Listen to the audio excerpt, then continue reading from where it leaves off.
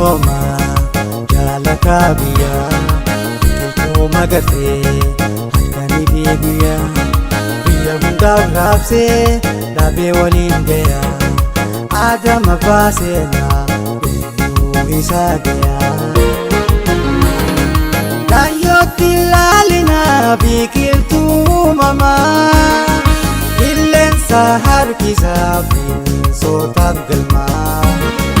Gaarreni bilakkeen sulullaan beekamaa Akka lubbuu eenyee kunuunsuun dirqamaa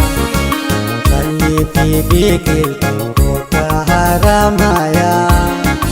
Adamii harraabsuuf gogaa itti yaa'aa Faalama qilleensaa dhabamsiisaa qilleensa urgaawaa isin habbuuqqachiisaa biyya teenyaa fi naannoo teenya magariisa taasisaa